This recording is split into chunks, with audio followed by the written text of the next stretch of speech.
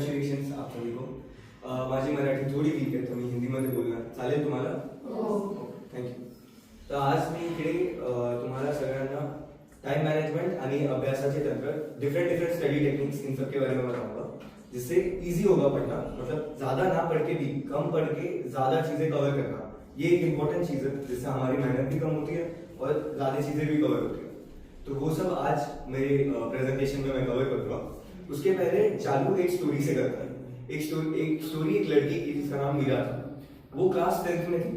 वो भी आप सभी के साथ अभी सभी के जैसे बहुत बड़ा सिलेबस, बहुत पढ़ाई, बाकी सब प्रेशर, बट उसका मेहनत बहुत करती थी, बट उसके पढ़ाई में उसके मार्क्स झलकते नहीं.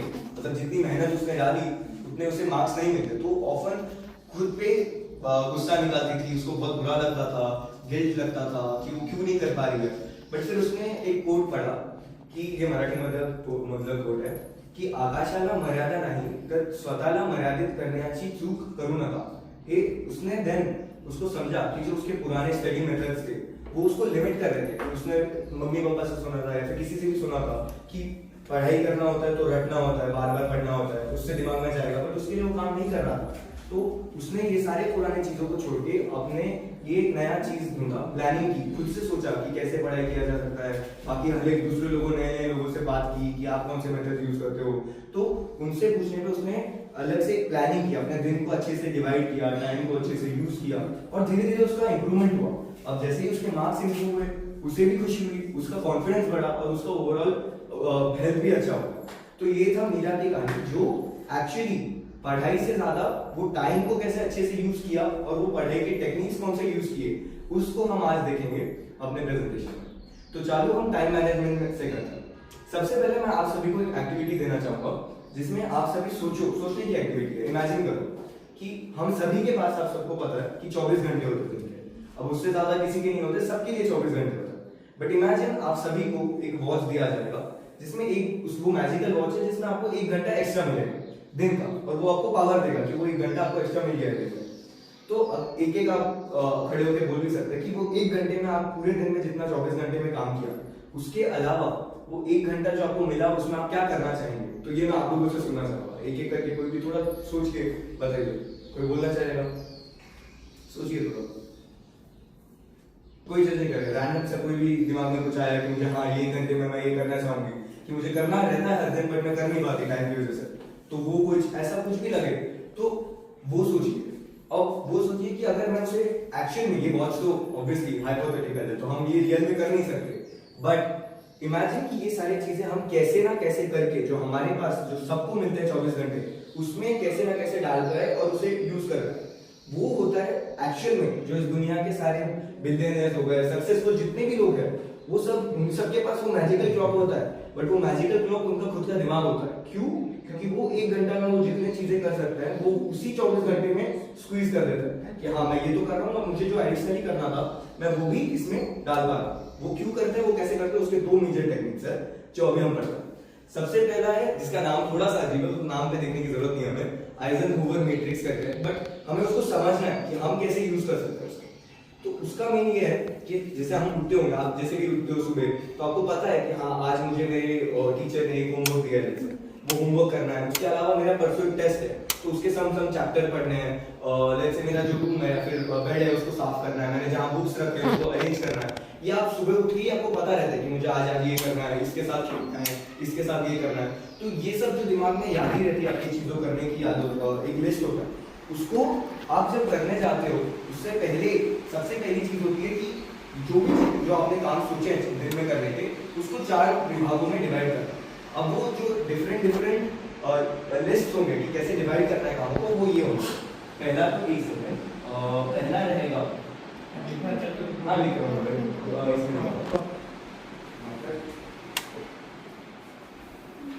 ऐसा. इमेजिन कि ये 4 बॉक्सेस है, इसमें हमें हमारे सारे दिन के कामों को डिवाइड करना है.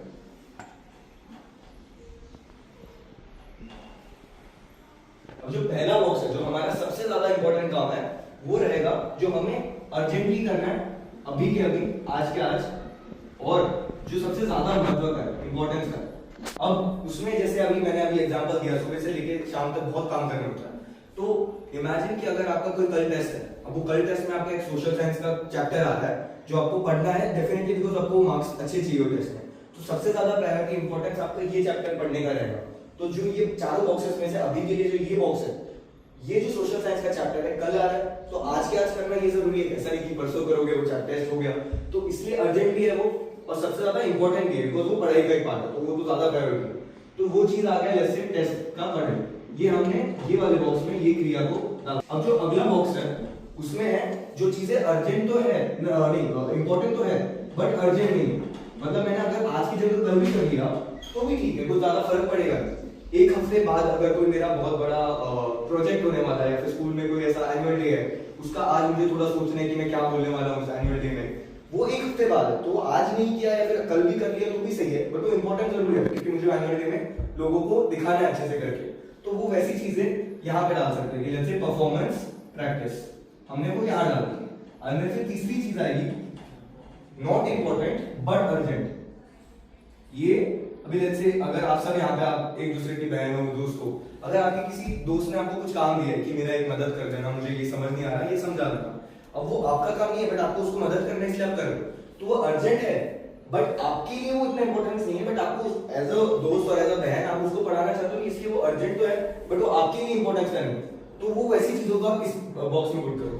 एंड देन फाइनल है कि जो अर्जेंट भी नहीं है और जो जरूरी भी नहीं है, उसमें जो हमारे डिस्ट्रैक्शन जो बोलता है, हम अगर लेट्स से टाइम पास कर रहे हैं या कोई गेम खेल रहे हैं जो जरूरी नहीं है, जो हमारा इमेजिन मेरे 10 डेफिनेशन लिखने बोले नोटबुक में, अब मैंने 5 लिख दिए, 1 घंटे में सोने जाना, अब 1 घंटे में सोने जाना है तो मैं सोच रहा हूँ अरे यार आज मैंने कुछ किया ही नहीं मजे का, तो मैं वो करते बैठूंगा जबकि मेरे 5 डेफिनेशन लिखने बचे हैं।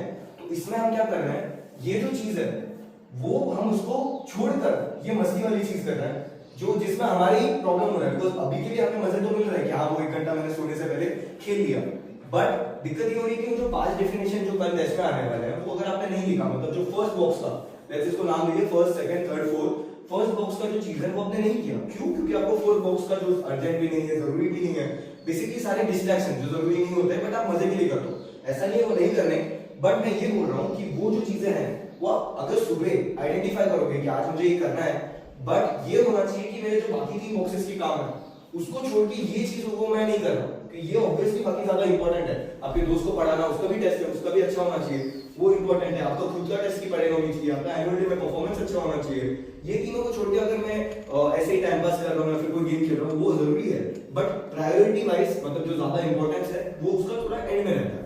अब ये था पहला ट्रिक जिसका नाम था आइजनहोवर मैट्रिक्स, नाम ज्यादा जरूरी नहीं है बट इसका पूरा काम ये है कि हम पूरा एक लिस्ट बनाएंगे, वो सारे कामों को एक एक करके अरेंज करेंगे, और फिर क्या होगा, जो अगला ट्रिक है उसमें अगर हमने ये लिस्ट बना चुकी है हमारे दिमाग में, ये पेपर पे भी कर सकते हो, स्टार्टिंग में थोड़ा हैबिट आने के लिए लगेगा कि आप एक पेपर लो, पेन लो, लिख दो कि हाँ ये ज्यादा जरूरी है, ये फर्स्ट बॉक्स में आता है, ये सेकंड में आता है, ये तीसरे में आता है, ये चौथे में आता है, फिर जो अगला ट्रिक है जो अभी मैं आगे बोलने वाला हूँ उसके हिसाब से वो ट्रिक में इंटीग्रेट करने के लिए बहुत काम आता है। अब जो अगला ट्रिक है वो है टू डू लिस्ट। अभी बहुत सारे लोग करते भी होंगे कोई बेसिक फॉर्म में, ये उसमें क्या है, अभी जैसे जो लिस्ट हमने बना दी काम करने की, टू डू लिस्ट में एक पेपर लेने का जो आप जहाँ पे भी रहते हो, पढ़ाई करते हो, जहाँ पे भी कुछ सीखते हो, उधर चिपका देने का वॉल पे या फिर नीचे अपने एरिया में भी रखने का। उसमें क्या करने का, जो सारी चीजें थी उनको ऐसे लाइन बाय लाइन लिखने का, जिसमें सबसे टॉप पे जो चीज है वो हमारा जो फर्स्ट बॉक्स था, जिसमें सबसे ज्यादा जल्दी आज के आज अगले 1 घंटे में लेट्स से करना है, या अगला इतना इंपॉर्टेंट है कि मुझे करना ही पड़ेगा, आज कुछ भी करके मैं नहीं कर सकता उसको पोस्टपोन, वो सबसे ऊपर लिखा।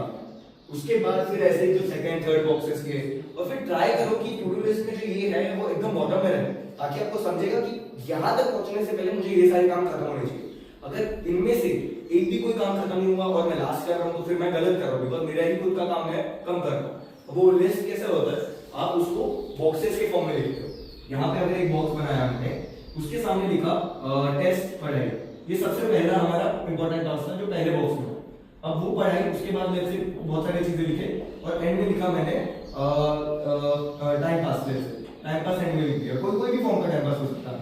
अब आप क्या करोगे, जैसे जैसे काम होते जाएंगे आपके, अभी जैसे मैंने पढ़ लिया, स्टार्टिंग के 2 घंटे में सोशल साइंस का चैप्टर था, पूरा अच्छे से पढ़ लिया, उसको टिक कर दोगे। फिर अगला काम किया, उसे भी टिक कर दोगे। अब इससे क्या होता है कि जो आप जो सुबह उठते हो, आप सुबह उठते हो तो आपने भी नोटिस किया होगा आपके जो दिन में जैसा उससे पहले आपका जो दिमाग सबसे ज्यादा फ्रेश सुबह रहता है, तो आपको समझ में आती चीजें कि आज मुझे ये सब करना है। अब उसको दिमाग में रखने में क्या होगा कि अगर आप कुछ करते जा रहे हो, दिन भर चालू है, आपने सुबह कोई चीज सोची होगी और आपको करना भूल गए, तो फिर आपको लगेगा वो शिट, ये तो जरूरी था, ये अर्जेंट था या ये इंपॉर्टेंट था, जो मेरे से रह गया। इसलिए ये जो टेक्निक है टू डू लिस्ट की, जो पेपर पे लिखने का या फिर व्हाइट बोर्ड पे लिखने का, कहीं पे भी उसको लिखने से क्या होगा, आपके दिमाग में सुबह जो भी विचार आया था कि आज मुझे करना ही है वो चीज, वो आप लिख देते हो, तो आपके सामने रहता है कि वो गलती से मिस होने के चांसेस बहुत कम है। और इसका दूसरा एडवांटेज ये है कि वो आपके दिमाग को एक डायरेक्शन देती है कि हाँ इसके बाद ये, इसके बाद ये। कहीं पे भी बीच में आप फ्री टाइम तो रहेगा, आप एंजॉय करोगे, वो तो है, बट काम को असर नहीं होना चाहिए, तो वो एक डायरेक्शन मिल जाता है कि ये वर्ड डन, टेक, दूसरा करना है, उसके बाद टेक, तीसरा करना, तो ये एक फ्लो मिल जाता है दिमाग। तो ये दोनों जो चीज था वो हमारा पढ़ाई का भी इंटीग्रेटेड था, बट मोरओवर ये टाइम पे था पूरा। टाइम को हमें कैसे अच्छे से विभाजित करके यूज करना। अब आते हैं पढ़ाई के ऊपर। पढ़ाई में भी कभी ऐसा सोचा होगा आप लोगों ने, कल एग्जाम है, आपने बुक खोला एक दिन पहले, 2 दिन आपने पूरी अच्छी पढ़ाई की, बट कभी तो ऐसा हुआ होगा कोई तो चैप्टर, जैसे आपको किसी को मैथ्स हार्ड लगता है, अब मैथ्स में लास्ट के 2 दिन में आपने पढ़ा पूरा अच्छे से, एंड में जैसे आपको एक फॉर्मूला रिवाइज कर रहे हो या फिर कुछ कर रहे हो, टेक्स्ट बुक के कांसेप्ट्स रिवाइज कर रहे हो, आपने नोटिस किया कि अरे ये तो मैंने 2 दिन में इतना अच्छे से पढ़ा था, पर मुझे अभी याद ही नहीं आ रहा। वो होता ही है कि दिमाग में सब चीजें याद नहीं रहती ऑब्वियसली, तो वो चीज, या फिर अभी 1 हफ्ते पहले मैंने टीचर को कुछ एकदम ध्यान से, एकदम फुल कंसंट्रेशन से टीचर जो बोल रही है सुन रही हूँ, उसके बाद टेक्स्ट बुक में जो रिलेशन है वो देख ली हूँ कि अगर ये बताया, उसके इमीडिएटली मैंने देखी है टेक्स्ट बुक में यहाँ लिखा है, बट फिर भी 1 हफ्ते बाद जब आपका टेस्ट के लिए था, मैंने तो सुना ही नहीं, ऐसा लग रहा है। वो इसलिए होता है क्योंकि हम सिर्फ पढ़ रहे हैं, सुन रहे हैं, हम सीख नहीं रहे, लर्न नहीं कर रहे, वो टेम्पररी दिमाग में स्टोर होगा, बट अगर आप सीखोगे या फिर कंसेप्ट समझ लोगे तो वो दिमाग में परमानेंटली स्टोर होता है, एक परमानेंटली एज जब तक आपका एग्जाम ज्यादा देर तक रहता है, तो आपको एफर्ट्स कम डालना पड़ता है। अब उसके लिए डिफरेंट टेक्निक्स होते हैं, ताकि जो बोलते हैं ना लोग रटने से ही हो जाता है सब, वो रटने से कभी कभी नहीं होता, रटना भी हार्ड होता है, इतना अमाउंट ऑफ इंफॉर्मेशन रहता है 10th के सिलेबस में, 12th के सिलेबस में, स्टार्टिंग में भी दिमाग के साथ, तो वो याद किया ही नहीं जा सकता word to word, this is definition of this, ऐसे नहीं होता है। तो उसके लिए कंसेप्ट समझने के और बाद में आप वर्ड्स में उसको डाल ही सकते हो। उसके लिए जो टेक्निक्स अभी मैं बोल रहा हूँ वो एक एक करके हमें यूज करना है, और फिर एंड में अगर आपने चारों टेक्निक समझ ली है तो आप उसको मिलकर भी यूज कर सकते हो। सबसे पहला रहेगा एक्टिव रिकॉल। एक्टिव रिकॉल नाम हमें ज्यादा जरूरी नहीं है, हमें समझना जरूरी है कि यूज कैसे करना है। अब एक्टिव रिकॉल में उसका मराठी ये है सक्रिय पुनर्स्मरण। अब उसमें कैसे करते हैं हम, लोग बोलते हैं ना कि 3 बार चैप्टर पढ़ लो, हो गया, फिर उसके बाद मैंने वही दिक्कत बोला, तीन बार चैप्टर पढ़ लिया, 2 महीने बाद याद ही नहीं, तो फिर प्रॉब्लम हो गई। तो सिर्फ पढ़ने से याद नहीं होता, याद करने का तरीका है चेक करना जो आपने पढ़ा है वो आपके दिमाग में है कि नहीं। वो कैसे करोगे, अब जैसे मेरे पास एक चैप्टर है सोशल साइंस का कि गवर्नमेंट है, पॉलिटिकल साइंस का गवर्नमेंट है। अब मैंने पढ़ लिया, 2-3 बार चैप्टर पढ़ लिया, 2 दिन के अंदर 3 बार पढ़ा, सोच के कि मेरे को अच्छे से याद है। फिर क्या करना है हमें, शादी से कोई भी जगह पे आंख बंद करके बैठो, सोचो कि जो अभी ये जो चैप्टर है गवर्नमेंट का, उसको हमें पूरा वर्ड टू वर्ड तो वैसे भी याद नहीं रखने की जरूरत है, बिकॉज एग्जाम में वो एक्सपेक्ट नहीं करते वर्ड टू वर्ड, वो एक्सपेक्ट करता है वो समझा कितना है। वो एक बार गलत सोचो, वो लोग लगता है कि एक वर्ड टू वर्ड होता है, उसके चक्कर में पढ़ाई कम होती है। नहीं, आपको समझना है, तो आप क्या करोगे, वो चैप्टर पढ़ लिया, शांति से आंख बंद करके बैठोगे। सबसे पहला क्वेश्चन, वो चैप्टर का सारांश क्या था, मतलब ओवरऑल आइडिया क्या है। अब जैसे मुझे पता है, मैंने एग्जाम्पल दिया गवर्नमेंट का चैप्टर लिया, अब मुझे वो, मैं जब शांति से बैठ के सोच रहा हूँ तो मुझे क्या समझेगा कि ये जो चैप्टर का सारांश है वो है कि पहले तो बताएगा वो गवर्नमेंट क्या होती है, डेफिनेशन से चालू करता है हर एक चैप्टर, कहाँ पे कौन सी टाइप की गवर्नमेंट है, जो टाइप ऑफ गवर्नमेंट इंडिया में है उसके फायदे क्या है या फिर उसका डिसएडवांटेज क्या है, ये ऐसे डिफरेंट प्रॉपर फ्लो होता है चैप्टर का। तो शांति से बैठ के पहले वो सोच लेने का, दिमाग में विजुअलाइज करने का कि ये इसके बाद ये था, इसके बाद ये था, और फिर जो ट्राई करने का जो हेडिंग्स होते हैं चैप्टर में, जो हमारा बुक होता है, टेक्स्ट बुक होता है, उसमें हेडिंग कैसे बोल्ड करके लिखे होते हैं, अलग से लिखे होते हैं। तो पहला डेफिनेशन ऑफ गवर्नमेंट ये हेडिंग था, फिर ऐसा आप करके सोचो ये हेडिंग याद आया, उसके नीचे थोड़ा थोड़ा जो मेन वर्ड्स थे, गवर्नमेंट, इंस्टीट्यूशन, पॉलिटिकल लीडर्स, ऐसे मेन वर्ड्स याद करो, जो भी मराठी मीडियम मराठी जो मेन डेफिनेशन के जो कीवर्ड्स है वो याद करो। उसके बाद जो भी अलग अगले पैरा है, अब तो मुझे ऐसे जाते जाते याद आया कि जो लास्ट का सेक्शन था पेज का, टाइप्स ऑफ गवर्नमेंट था। अब मैं जब शांति से सोच रहा हूँ पढ़ने के बाद, तो मुझे लगा कि ये टाइप्स ऑफ गवर्नमेंट मैंने पढ़ा तो है 3 बार, पर मुझे याद नहीं आ रहा, बाकी सब याद आ गया, टाइप ऑफ गवर्नमेंट याद नहीं आ रहा। तो मैं क्या करूंगा, जब मैं वापस जाऊंगा वो चैप्टर खोल के, पूरा टाइम वेस्ट नहीं करूंगा पूरा पढ़ने में, बिकॉज मैंने देख लिया कि मुझे पहले 3/4 पूरा जो चैप्टर है उसका ज्यादातर आता है, लास्ट का जो पार्ट है टाइप ऑफ गवर्नमेंट वो नहीं आ रहा। क्या करोगे, सिर्फ उसी पार्ट को पढ़ोगे, तो उससे क्या होगा, जो आप और टाइम पास होता आपका बाकी सारा वापस पढ़ने में, जबकि वो ऑलरेडी अच्छे से याद है, तो वो नहीं होता और आप फिर बचा हुआ पार्ट पढ़ लेते हैं। वो हो गया। अब ये है एक्टिव रिकॉल। इससे क्या होगा, जो आपने जस्ट पढ़ा है वो आपके दिमाग में अच्छे से स्टोर होगा और आपको समझेगा कि आपने जो जस्ट पढ़ा है वो दिमाग में जा भी रहा है या नहीं, क्योंकि फिर पढ़ के सिर्फ नहीं रहेगा यार, आपको चेक करना है कि आपके दिमाग में गया है, नहीं गया तो वापस जाओ वो चैप्टर के वो पार्ट पे, पूरा चैप्टर मत पढ़ो। अंदर से दूसरा आता है स्पेस रिपीटिशन करके, अंतराल युक्त पुनरावृत्ति। इसमें क्या है, अभी ये जो मैंने पहला टेक्निक बोला उसमें जो अभी जस्ट पढ़ा उसमें क्या याद है नहीं, वो उसके ऊपर था। बट ये जो टेक्निक है, हमें नोटिस करोगे हम स्कूल में हम एक चैप्टर पढ़ते हैं लेकिन वो 7 महीने बाद भी आता है टेस्ट में, और तब तक वो चीजें टीचर के नोट्स, टीचर ने क्या बोला क्या समझाया वो याद रखना मुश्किल होता है। तो उसके लिए ऐसा नहीं कि आपने उस दिन पढ़ लिया सीधा एग्जाम के एक दिन करोगे, उसमें बीच के 7 महीने में अगर आपने एक बार भी नहीं देखा तो वो आपको एट द एंड याद नहीं रहेगा, थोड़ा मुश्किल होगा। तो उसको ये जो स्पेस रेपिटेशन है, थोड़े थोड़े दिन में आप वो चीज रिवाइज करोगे, पूरी नहीं, पूरी अच्छे से करना नहीं है। ऐसा नहीं कि कल एग्जाम में उतना इंटेंसिटी से पढ़ रहे हो, आपने आज चैप्टर पढ़ा, एक फॉर्मूला है बेसिक सा, पहला दिन आपने पढ़ा वो चैप्टर अच्छे से समझा, जो मैंने पहला टेक्निक बोला वो किया, 3 दिन बाद चौथे दिन पे आपने वो वापस रिवाइज किया, फिर 1 हफ्ते बाद वापस रिवाइज किया। तो ये थोड़े थोड़े दिनों में आपने जब रिवाइज किया, आपने टोटल वो चैप्टर सेम चीज 3 बार पढ़ी, और वो 3 बार पढ़ी, आप उसके बाद भी अगर आप 2 महीने नहीं हाथ लगाते बिकॉज आपने दूसरे चैप्टर हो गया, वो होता नहीं कि हर एक चैप्टर हर दिन पढ़ पाओगे, तो 2 महीने बाद अगर आप दूसरा चैप्टर भी पढ़ते हो और वो वापस ट्राई करते हो रिवाइज करने का, बिकॉज आपने थोड़े थोड़े दिन में ही ये चैप्टर को 3 बार पढ़ा, आपके चांसेस ज्यादा है कि आपको वो 3 महीने बाद वो याद रहेगा। तो ये है स्पेस रिपीटेशन। आप थोड़े थोड़े दिन में ज्यादा मत पढ़ो, उस चैप्टर को पूरा वर्ड टू वर्ड मत पढ़ो, जैसे मैंने वो स्टार्टिंग में टेक्निक बोला वो भी कर सकते हो। अच्छा, गवर्नमेंट हेडिंग पढ़ लिया, हेडिंग का डेफिनेशन पढ़ लिया, टाइप्स ऑफ गवर्नमेंट पढ़ लिया, इंडिया में कौन सा है वो देख लिया, बस स्किप कर दो। ये इतना भी रिवाइज किया ना तो आपको याद आ जाता है कि हाँ मैंने ये मेरे में, ये 3 बार किया तो फिर वो एग्जाम के लिए आपके दिमाग में स्टोर रहेगा। तीसरा टेक्निक है फ्रीमैन टेक्निक। फ्रीमैन वो एक साइंटिस्ट का नाम था जिसने ये टेक्निक निकाला था, उसमें जरूरी नहीं है। अभी आप सब यहाँ पे, जैसे आप 9th में अगर कोई 9th स्टैंडर्ड में कोई है तो आपके साथ कोई ना कोई 2 या 3 लोग होंगे जो और 9th में होंगे, 10th में जैसे आपके साथ और 5 लोग थे जो 10th में, 12th में एक और जन था। तो वैसा क्या करना होता है ये टेक्निक में, लेट्स से मैंने ये चैप्टर पढ़ा, डाइजेस्टिव सिस्टम का चैप्टर पढ़ा, हमारा मैंने वो जस्ट पढ़ा है, मैंने वो मेरे पहले जो टेक्निक्स यूज कर चुका हूं मैं, उसके बाद मैंने किसी को पकड़ा जो मेरे एज का है, ताकि उसको समझे मैं क्या बोल रहा हूँ, उसको साइड में बैठा, उसका कौन कुछ नहीं है, उसको बस अटेंटिवली सुनना है। अब वो आपके एज का नहीं हुआ तो भी चलेगा, बस आपको आपका मेन मोटिव क्या है कि आप उसको जब बोल बोल के समझा रहे हो, सुन इसका ना ऐसे था, ये चैप्टर में ये चालू हुआ, ये स्टोरी से चालू हुआ, फिर बताया कि ह्यूमन में ये डाइजेस्टिव सिस्टम होता है, ये सिस्टम में ये अंग होते हैं, ये अंग का एक एक फंक्शन क्या क्या है, ऐसे उसको समझाओगे तो क्या होगा, वो जो सुन रहे हैं वो भी बीच बीच में अगर जैसे कोई चीज का आपने समझा तो उसको गलत वो हंसा या फिर कुछ चीजें उसने कुछ खुद बोला, तो ये जो आप दोनों का कन्वर्सेशन है, आप जो एक दूसरे से बात कर रहे हो एक टॉपिक पे, उसके चक्कर में क्या होगा, जो आप एग्जाम में याद करोगे ना, आपको याद आएगा स्टमक। तो मैं जब स्टमक इस लड़की को समझा रही थी, इसने मुझे हंस के एक जोक मारा था स्टमक पे, तो स्टमक के जोक के ऊपर से आपको स्टमक का कंटेंट याद रहेगा, आपने क्या उसको समझाया था। तो ये हमेशा जब भी आप जो पढ़ रहे हो उसके बाद किसी और को समझा दिया आपने अच्छे से क्या पढ़ा है, तो बहुत इंप्लीमेंट होता है, क्योंकि आपको वो याद रहता है, आपने जो उसके साथ मस्ती करके पढ़ा था, उसने जो क्वेश्चन पूछा था, उसने कुछ ऐसी एक चीज बताई थी जो आपको याद रहेगी, वो चीज की वजह से आपको जो आपने चैप्टर उसके जस्ट 1-2 सेकंड पहले पढ़ा था वो याद आ जाता है। तो दिस इज वो टेक्निक जो नाम है उसका जरूरी नहीं है। लास्ट एंड फाइनल टेक्निक इस पोमोडोरो करके, और पोमोडोरो में क्या है, इस टाइम के ऊपर है, टाइम का टेक्निक है। अब मैं अगर कोई चैप्टर लेके बैठ रहा हूँ तो जो जितना भी रिसर्च किया गया है ना, तो बोलते हैं कि जो हमारे एज के लोग हैं उनका जितना देर तक कंसंट्रेशन मैक्सिमम 25 मिनट्स तक कंटिन्यूस चलता है।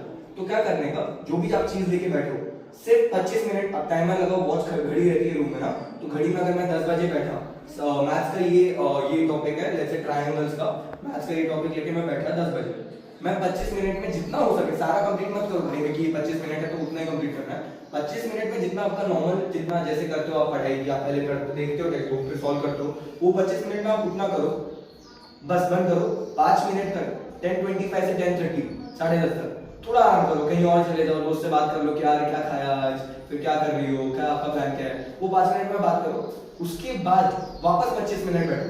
तो ऐसे क्या करो, 25 मिनट पढ़ाई, 5 मिनट ब्रेक, 25 मिनट पढ़ाई, 5 मिनट ब्रेक, ऐसे आपका जितना दिन में टाइम है उस हिसाब से डिवाइड करो।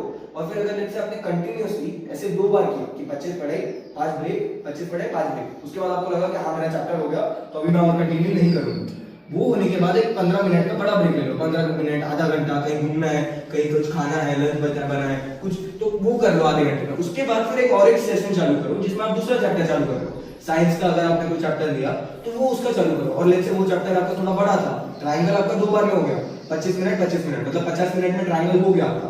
बट आपका जो साइंस का आपने डाइजेस्टिव सिस्टम वाला चैप्टर लिया वो थोड़ा बड़ा था, तो उसको आपको 3 सेशन लगे। बट उठो मत जब तक वो आपका वो चैप्टर ना होगा। वो चैप्टर का आधा करके 2 सेशन में फिर आप लॉन्ग ब्रेक ले लोगे तो क्या होगा कि आप पढ़ रहे तो वो भूल जाओगे, और उसके बाद फिर आपको याद नहीं आएगा अगले सेशन में आपने पिछले पेजेस में क्या पढ़ा था। वो इसलिए उसको सेट करो कि ये चैप्टर इतना बड़ा तो मुझे 3 सेशन लगेंगे, 2 सेशन लगेंगे, उतना पढ़कर फिर बड़ा ब्रेक। ये मेथड है पोमोडोरो।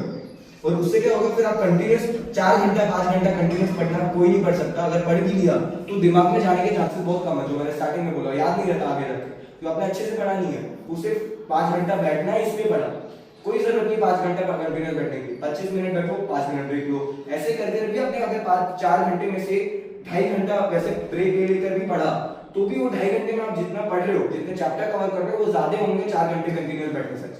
एक फाइनल चीज से एंड करना कि पढ़ाई और जो प्रोडक्टिविटी कि आप कितना पढ़ रहे हो, वो कितना घंटा पढ़ रहे हो उस पर जरूरी नहीं है, वो आप कितने कम देर में इतना पढ़ पा रहे हो कि आप बाकी लोगों से ये कर पाओगे। मतलब जितना कोई 5 घंटे में पढ़ रहा है और आप उसे 2.5 घंटे में ही अच्छे से कर पा रहे हो, उतना ही पढ़े तो आप ज्यादा अच्छा कर रहे हो। क्यों? क्योंकि यू आर वर्किंग स्मार्ट। जो बोलते हैं ना, वर्क स्मार्ट नॉट हार्ड। आपको टाइम पे नहीं देखना है, आपको देखना है आपको टाइम कितने कम में कितना कर पा रहे हो। इसलिए फाइनली एक ये है कोट है इंग्लिश का कि don't count the days, make the days count. ये मोहम्मद अली जो बॉक्सर थे ना, उनका कोट था। तो वो बोलना ये चाहता है कि टाइम मत काउंट करो आपने कितना चीज को, एक घंटा चीज को काम किया, वो जो चीज पे कितना देर काम किया है ना, वो देर कितना आपने प्रोडक्टिव किया, उस कितना 25 मिनट में आपने कितना पढ़ा, वो आधे घंटे में आपने कितना पढ़ा, वो काउंट करो, ना कि आपने कितना टोटल पढ़ा। तो उससे फर्क नहीं पड़ेगा, बिकॉज अगर आपने पढ़ा अच्छे से नहीं होगा तो कितना भी घंटा पढ़ लो, दैट वोंट मैटर। इसलिए कम पढ़ो लेकिन अच्छा पढ़ो। तो ये मेरा पूरा सेशन था, आपको अच्छा मजा आया होगा। Thank you. थँक्यू विराज. तुम्हाला सगळ्यांना कळलं असेल असे मी अपेक्षा करते, कारण त्याने खूप मनापासून प्रयत्न केला आहे तुम्हाला समजवायचा. कोणाला शंका आहे का? कारण हे जे सगळं तो बोललाय ना, या सगळ्या टेक्निकवरती खूप सारा रिसर्च झालेला आहे. म्हणजे सगळ्या जगात अभ्यासासाठी वापरल्या जाणाऱ्या या टेक्निक्स आहेत. म्हणजे खूप सक्सेसफुल झालेले लोक, मोठे झालेले लोक, मग ते कुठल्याही क्षेत्रातली असो. आता हा बोलला अभ्यासाबद्दल, बरोबर आहे की नाही? आता प्रत्येकासाठी अभ्यास हाच एक भाग नसतो करिअरचा, है ना? मला समजा फॅशन डिझायनर व्हायचंय तर I need to draw designs, है ना? I need to work on stitching the cloth, म्हणजे माझं ते काम असतं. किंवा मला समजा दुसरं कुठलं तरी क्षेत्र आहे त्यात काम करायचंय, तर माझं जे कामाचं स्वरूप आहे कदाचित वेगळं असेल, पण टेक्निक्स जी आहेत ती सेम आहे. ही टेक्निक्स तुम्हाला काय शिकवतात की तुमचा वेळ तुम्ही कसा स्मार्टली वापरता. आणि ही 25 मिनिटाची जी विंडो आहे ती का बनवली आहे? कारण तुमचा जो ब्रेन आहे, जो ह्या वयामध्ये स्पेसिफिकली जर तुम्ही कॅल्क्युलेट केलं तर 10 वर्षापासून 24 वर्षापर्यंत ब्रेनची जी केमिस्ट्री असते ती वेगळी असते. तो खूप जास्त स्ट्रॉंग असतो. म्हणजे तुमच्या आयुष्यातला बेस्ट वेळ आहे हा 10 ते 24. या वयात तुम्ही तुमच्या आयुष्य घडवू शकता. का? कारण तुमचा जो ब्रेन आहे त्याच्यात कॉन्स्टंट कनेक्शन तयार होत आहे, खूप सारे न्यूरॉन्स बनतायत आणि तो खूप जास्त रिसेप्टिव्ह आहे, म्हणजे तयार आहे नवीन गोष्टी शिकायसाठी. मग तो अभ्यास असो, पाककला असो, स्विमिंग असो, शिवण असो, कुठलीही गोष्ट असो. तर जितक्या नव्या गोष्टी तुम्ही या दरम्यान शिकाल तेवढं तुमचं पुढचं आयुष्य जे असेल ते खूप जास्त छान होईल. आणि 10 ते 24 चा जो ब्रेन असतो तो मोस्ट पॉवरफुल ब्रेन असतो. म्हणून आम्ही आता स्कूल्समध्ये जाऊन ह्या गोष्टीवरती स्ट्रेस का देतो की ह्या दरम्यान तुम्ही तुमची झोप व्यवस्थित, वेळेवर झोपणं, लवकर उठणं, जेवण व्यवस्थित ठेवणं, आहे की नाही, वेळच्या वेळी जेवणं, पौष्टिक जेवणं, जंक न खाणं, ह्या खूप बेसिक गोष्टी आपल्याला वाटतं या तर खूप कॉमन गोष्टी, पण ह्या सगळ्या कॉमन गोष्टीचा खूप जास्त परिणाम आहे तुमच्या ओव्हरऑल तब्येतीवरती आणि तुमच्या सक्सेसवरती. आणि त्याने जसं सुरुवात केलं होतं ना, आकाशाला लिमिट नाही. तुम्हाला एक गोष्ट सांगते, जगातली सगळ्यातली पॉवरफुल गोष्ट काय आहे ती ह्या 2 बोटांमध्ये बसते फक्त. तो आहे तुमचा brain. The most powerful thing in the world. त्याच्यामुळे त्याला तुम्ही किती सांभाळाल, त्याला कसं तुम्ही ट्रेन कराल, त्यावर तुमचे आयुष्य आहे आणि तुम्हाला कोणीही रोखू शकत नाही जर तुम्ही तुमच्या ब्रेनवर काम केलं. आणि त्याने जी टेक्निक सांगितली ती सगळी ब्रेनवरती अप्लाय करायची टेक्निक आहे. 25 मिनिटाची जी विंडो आहे ती तुमच्या वयासाठी याच्यासाठी दिली आहे कारण न्यूरोलॉजिकली तुमच्या एजमध्ये जो ब्रेन आहे तो 25 मिनिटाच्या पुढे जर जेव्हा तुम्ही काम करता तो फटीग मध्ये जातो. मग मी जर 1 तास वाचलं ना तर मी जे 25 मिनिटात वाचलं होतं ना त्याचा फायदा मला होणार नाही. ही विंडो त्याच्यासाठी बनवली. मग मी जेव्हा 5 मिनिटाचा ब्रेक घेते, मी उठते, बाहेर बघते, हिरवं बघते, विंडोतनं बघते, म्हणजे जे जवळ बघून जे माझ्या डोळ्याला ताण आलेला असतो तो ताण पण जातो जेव्हा मी दूर बघते आणि माझ्या ब्रेनला एक स्ट्रेस रिलॅक्सेशन मिळतं. मग त्या 5 मिनिटात माझा ब्रेन फ्रेश झाला, तो पुढच्या 25 मिनिटासाठी तो खूप जास्त चांगलं काम करणार. म्हणजे दीज ऑल टेक्निक्स, याला सगळ्यांना सायंटिफिक रिझन्स आहेत आणि याच्यावर खूप सारा रिसर्च झाला. तर मला असं वाटतं की आमच्या छोट्याशा प्रयत्नातनं तुम्हाला थोडीफार मदत झाली तरी आम्हाला खूप छान वाटेल. आणि तुमच्यामध्ये येऊन आम्हाला खरंच खूप छान वाटलं. आम्ही परत तुमच्याशी येण्याचा, तुमच्यासोबत नवीन काहीतरी बोलण्याचा, तुम्हाला नवीन काहीतरी शिकवण्याचा प्रयत्न करू. थँक्यू.